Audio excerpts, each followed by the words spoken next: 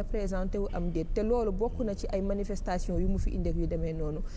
yaakaar naa mooy nekk la toute dernière intervention. waaw loolu moo tax ma bëgg a intervenir ci question bi nga xam ne intervenir gu ma ci balaa may wax ci leneen. d'accord allez-y. xam nga Ngouda ci communication daf ma mettre dans une situation li ñuy wax double contrainte paradoxale maanaam une situation d'indécidabilité parce que bu waxee ne moom Sonko nommé na ko haute autorité de régulation du parti PASTEF. mais débat bi du man grave. xam nga bi ngay wax ci man sànq waxuma débat bi du man. bi nga may dagg sànq ma lay dagg nga ma koy wax damaa jéggalu nga ne yow doo ma dagg. gis nga toujours indécidabilité da lay def loo xam ne bëggul nga def ko boo ko daggee mu ne dagg nga ma ta da lay dagg mais loolu yëpp ay tactique la indécidabilité mooy lan double bind nee na weddiwul ne dañ ko nommé haute autorité de régulation du parti PASTEF kooku nomination la ci parti mu ne toogewu fi casquette PASTEF casquette universitaire ma respecté bu baax cette casquette universitaire mais damay laaj askanu Sénégal yi ñuy déglu ak étudiants yi ñu koy déglu le principe c'est bien de s'attaquer à la justice en parlant de l'équilibre mais le principe premier d'un universitaire c'est l'approche scientifique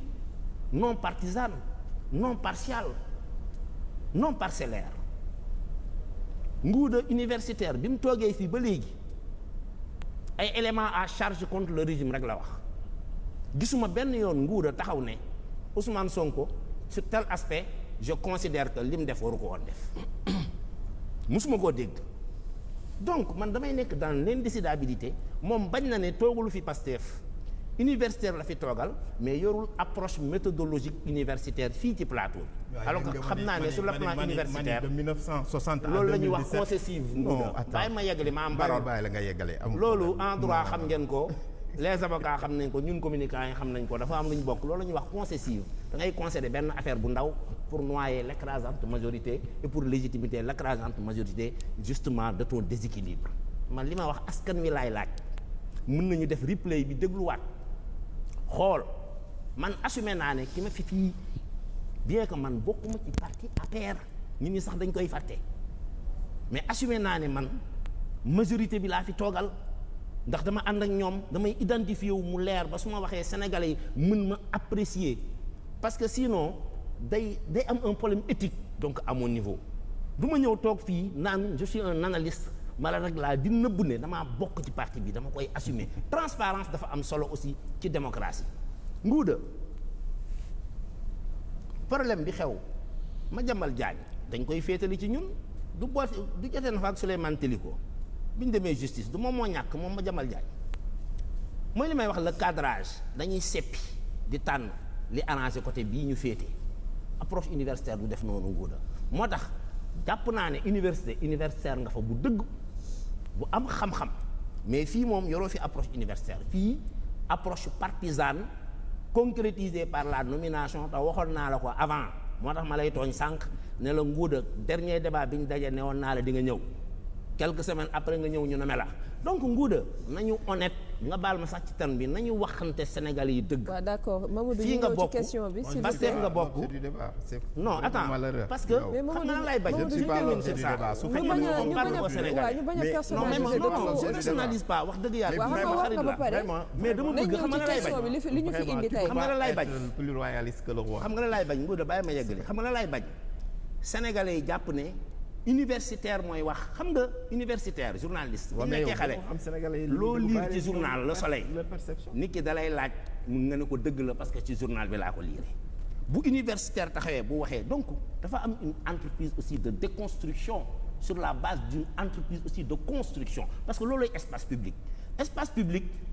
kii docteur en sciences politiques xam nañ ko espace public c'est la confrontation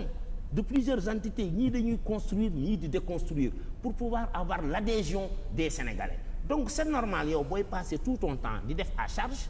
man même su ma waroon def à charge mais damay def à décharge pour que débat bi équilibré looloo tax je crois ñu inviter les uns et les autres. On passe à la question. ma passer maintenant ci beneen solo aspect bu am solo balaa may daanal yegg ci question bi force restera à la loi force restera au peuple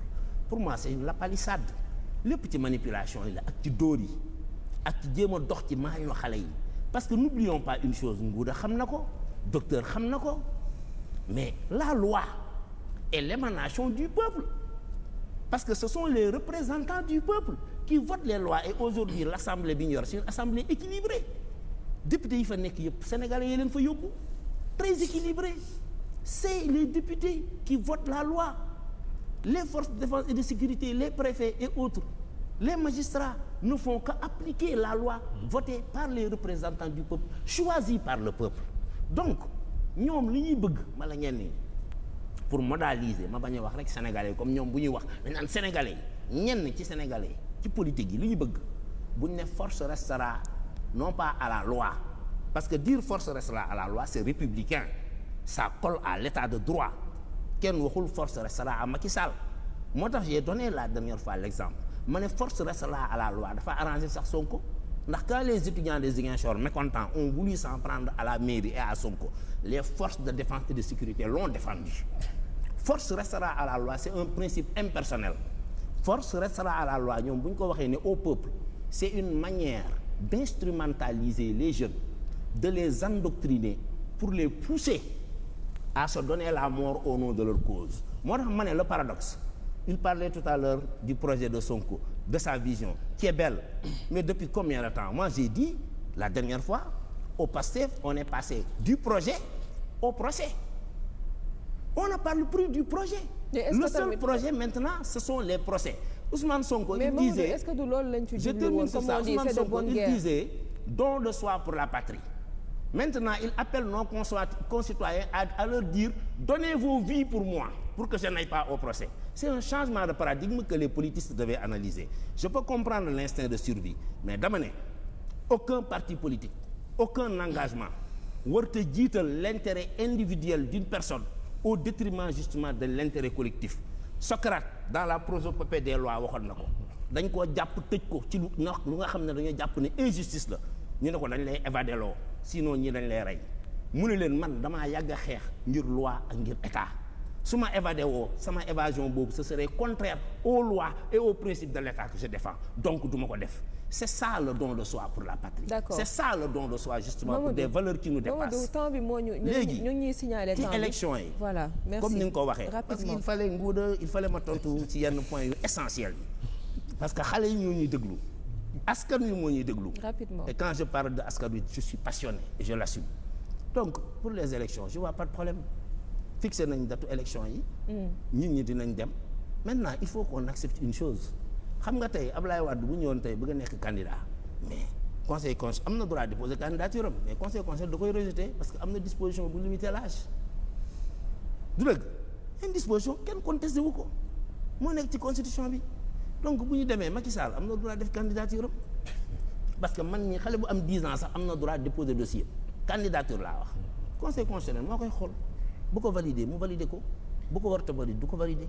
maintenant Ousmane Sonko président Macky Sall bu demee bay déposer c'est pas parce que consulté na avant parce que y en a même qui disent que ni depuis 2020 il a consulté la moi je ne suis pas dans les supputations man lu ma leer laay wax je parle de principe aussi dama ne sur le principe gone gu am 10 ans sax am na droit ne damay déposer sama candidature donc la conseil bi koy examiner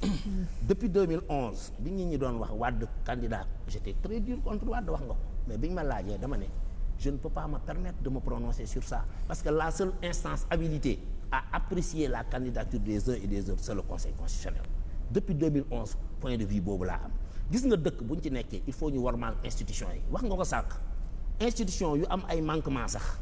ñu am stabilité moo gën institution yu formidable ci dëkk boo xam ne nii gaañ vraiment dara doxul c'est le chaos. D'accord. Macky Sall Ousmane Sonko yoo ku ci nekk bu jotee di nga dem déposer sa candidature conseil constitutionnel moo koy saytu bu amee kenn ci candidat yi loo xam ne nii dafa am disposition bu tax conseil constitutionnel war a dàq candidature am parce que ñoom li ñuy tiit loolu Ousmane Sonko mais nul ne peut se prévaloir de sa propre turpitude. Tu accuses quelqu'un mu yóbbu la justice bu la justice daanee tu es un Sénégalais tu as commis une erreur ñu daan la. daan boobu bu la Mamadou. empêché nga nekk candidat. mais ce n'est pas de la responsabilité de Mamadou Thiam. Merci ni beaucoup. de la responsabilité de Macky Sall. Adama yow laa Loolu jox waxante dëgg. cadre bi pour rek terminer ñu daal di peut-être ñàkk solution yoo xamante ni am nga ko pour surtout ci langue politique bi ak li ñuy dëgmal di élection yeeg yooyu nga xamante ni quand même daanaka dafa mel ni commencé na ndax ñi ngi def seen ay campagne sur le terrain. waaw bu ñu nekkoon ci dëkk bu normal ci yoon. doon na fekk nëgëni si